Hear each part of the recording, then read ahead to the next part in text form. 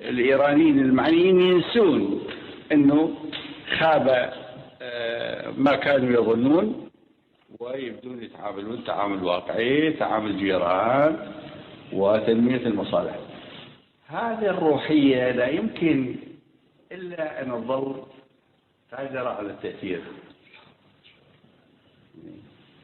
أنه واحد مع حرب 8 سنوات يطلع معه لا يحمل حقد، لا يحمل ضغينة، لا يحمل رغبة في التعاون،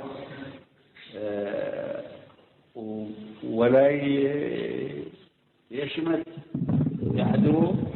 هذه نعمة من الله، نعمة من الله أنه ما يشمت بعدو، ما يحمل ضغينة، ما يحمل حقد، يحمل رغبة في التعاون وفي العمل. يعني وين موجودة هاي؟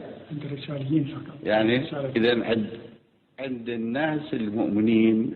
سمعتوا إخواني الفلسطينيين، إخواني العرب، الأردنيين، العراقيين القافلين، سمعتوا هذا صدام بنفسه يتحدث عن إيران من حاصروه وذبوه ذول العرب الخليجيين، ذبوه ذبة الزبالة بالتسعينات، وإيران ما عندها مشكلة، هي اللي شاركت في رفع العقوبات عن العراق لسبب إنساني.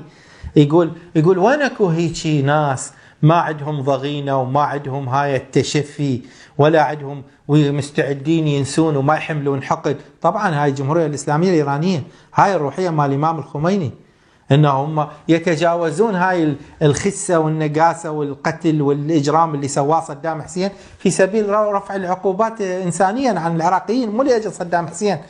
وهذا هو بلسانه متعجب. الكويت لحد الآن تأخذ منكم تعويضات، أهل العروبة أحمد البشير قاعد بالإمارات، لحد الآن الكويت تأخذ من العراق تعويضات، وإيران رفضت تطلب تعويضات 400 مليار دولار من العراق، هي جرائم صدام بالحرب العراقية الإيرانية.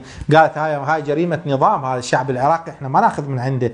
والآن أحد الأخوة يقول لي وين يقولون العراق مسيطرة عليه إيران والميليشيات والكذا والحشد.